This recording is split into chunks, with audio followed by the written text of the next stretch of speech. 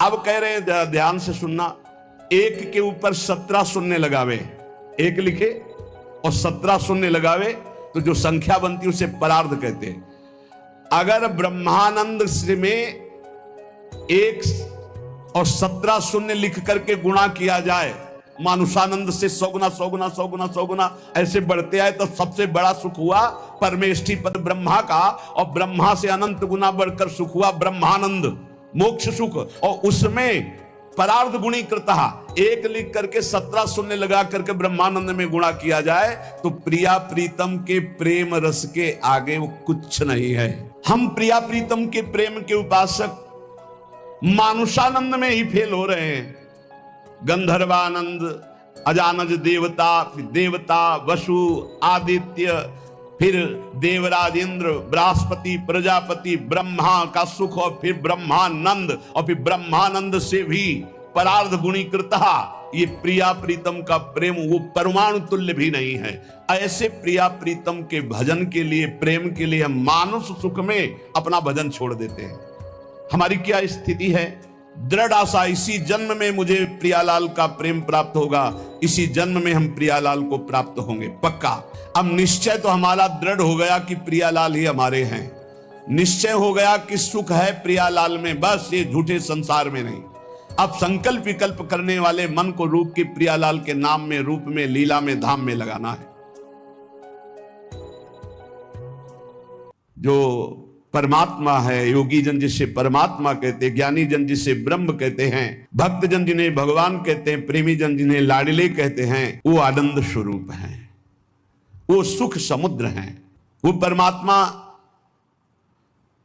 स्वयं रूप तत्व रूप है, पूर्ण रस स्वरूप है, और जो इस रस स्वरूप परमात्मा को जान लेता है वो ब्रह्मानंद में डूब जाता है, वो आनंदमय हो जाता है। हम आनंद की खोज कर रहे हैं भोगों में, वो वेद शास्त्र पुराण ऋषि मुनि क्या कह रहे हैं कि आनंद स्वरूप परमात्मा है, और जो उस परमात्मा रस स्वरूप परमात्मा का अनुभव कर लेता है, जान लेता है, वही आनंद को प्राप्त होता है। देखो, आनंद का तारतम्य बतलाते हुए श्रुति कहती है,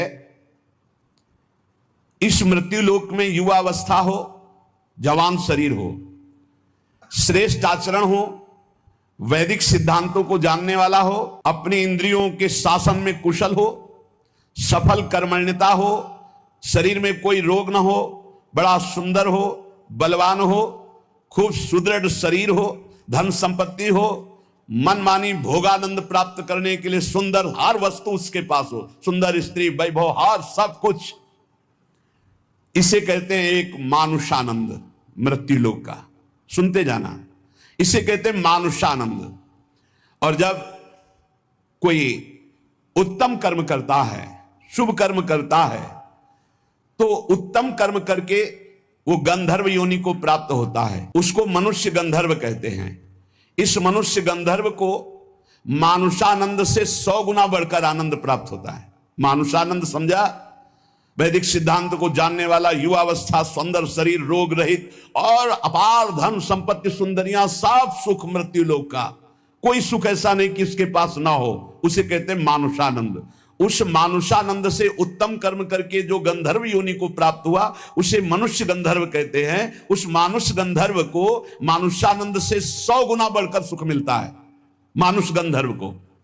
और उस मनुष्य गंधर्व के आनंद से 100 गुना बढ़कर के देव गंधर्व, जो देवता गंधर्व रूप में ये साधन करके गंधर्व बना, 100 गुना मानुषानंद से बढ़कर, और उस मनुष्य गंधर्व से देव गंधर्व को 100 गुना बढ़कर के, इस आनंद का 100 गुना आनंद बढ़ करके पितृलोक में जो वास करते हैं, पितरों को, पितरों से 100 गुना आनंद बढ़ करके अजानज देवता को प्राप्त होता है, और अजानत देवता से बढ़कर 100 गुना देवताओं को आनंद प्राप्त होता है, जो देव योनि में सीधे प्रकट हुए हैं।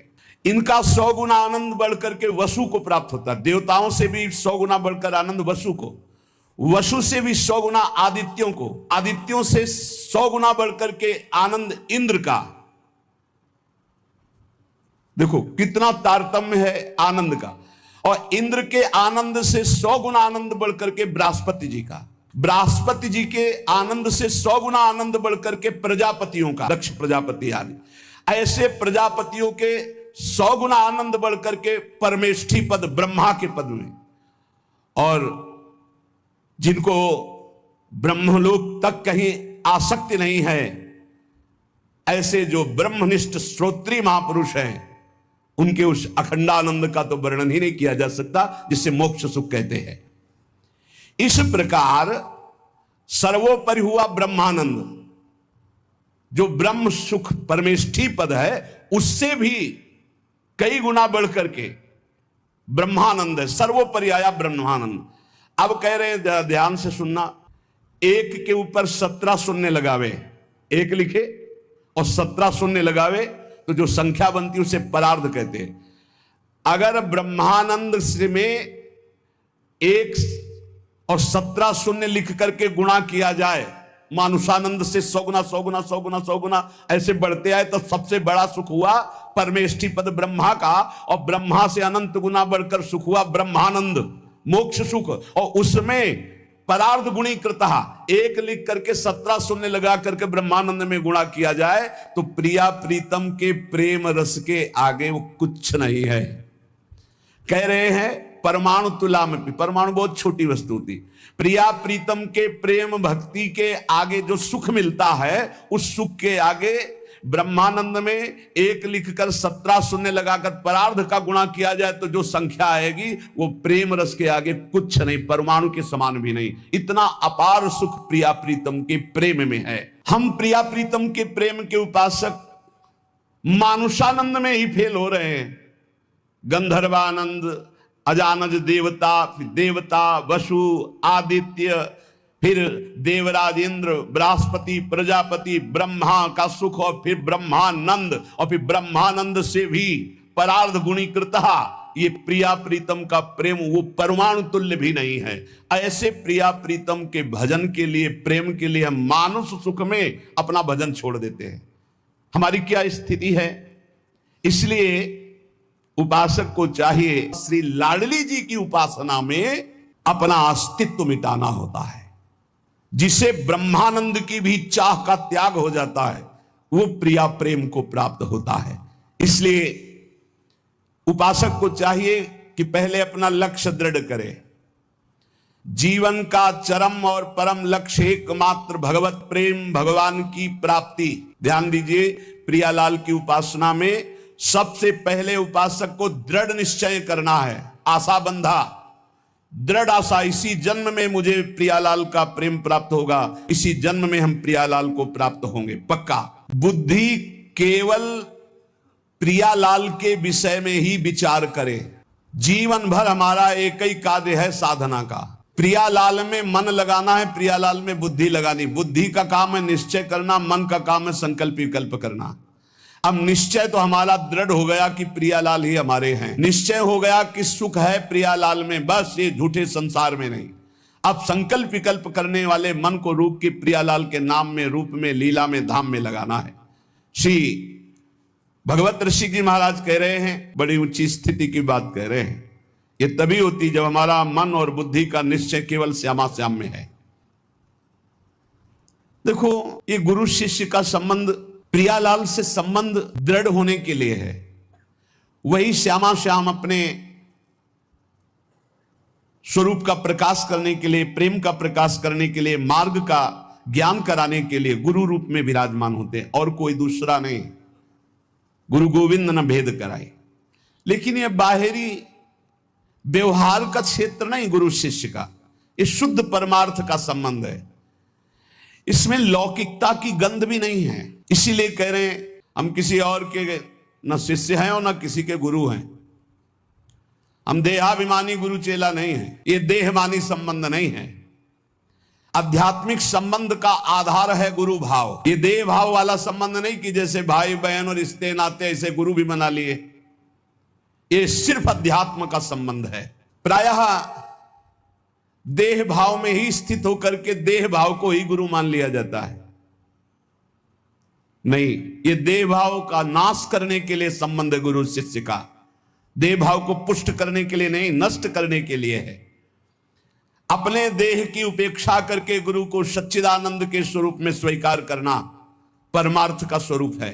गुरुर ब्रह्मा गुरुर विष्णु गुरुदेव महेश्वरा गुरु साक्षात परब्रह्म तस्मै श्री गुरुवे नमः। तो गुरु का देह मंदिर है, उसके अंदर बैठा हुआ जो परमात्म तत्व वही गुरुदेव है। वही परमात्म तत्व कौन है? श्यामा श्याम।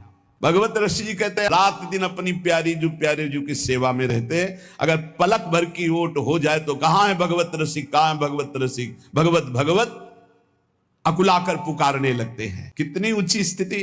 भगवत रसिक जी कह रहे हैं हम शिष्य हैं श्यामा कुंज बिहारी के और हम गुरु भी हैं श्यामा श्याम के। ये श्यामा श्याम के गुरु हैं। इसको अगर हम व्यवहार धारा में देखते हैं तो जब चिद चिद लक्षणम सर्वम राधा कृष्णमयम जगत, तो अगर कोई सामने शिष्य भाव से बैठा है तो प्रभु ही तो है और कोई दूसरा थोड़ी है। यहां प्रभु है तो सामने भी प्रभु है। व्यवहार देश और नवनिवृत्त निकुंज देश में सखी जो आज्ञा करती है वही प्रिया प्रीतम। कैसी आज्ञा? सखियन के उर ऐसी आई, उनके हृदय में आई कि चलो ब्याह विनोद रचे सुख, तो ब्याह के लिए तैयार हो गई हो। चलो हिंडोला पड़ा हुआ है, सरकार पधारो झूलो झूल ले। जैसा सखी आदेश करती वैसे प्रिया प्रीतम की जैसी रुचि वैसे सखी की इच्छा। सखी स्वरूप से जैसी आज्ञा करते श्यामा कुंज बिहारी वैसे ही करते जैसा निर्देश देती सहचरी। इसीलिए कह रहे हैं गुरु हम श्यामा श्याम के, हम शिष्य हैं श्यामा श्याम के, हम गुरु भी हैं श्यामा श्याम के। बड़ी ऊंची स्थिति। ऐसी स्थिति कैसे आई? अपना तन मन धन सब कुछ अर्पण कर दिया श्यामा श्याम के। तब समझ में आया कि गुरुदेव श्यामा श्याम गुरुदेव, दूसरा नहीं है। गुरुदेव ही श्यामा श्याम है, श्यामा श्याम ही गुरुदेव हैं। और श्यामा श्याम की जब इस प्रकार समर्पण वृत्ति आई तो भावे मोहि जोई सोई सोई करें प्यारे। ये है हम गुरु श्यामा श्याम के। पहली पंक्ति में हम शिष्य श्यामा श्याम के, जोई जोई प्यारो करे सोई मोहि भावे। और दूसरी पंक्ति भावे मोहि जोई सोई सोई करें प्यारे। भावे मोहि जोई सोई सोई करें प्यारे, ये है गुरु हम श्यामा श्याम के। जैसा हमें भाता वैसे हमारे प्यारे युगल सरकार करते हैं।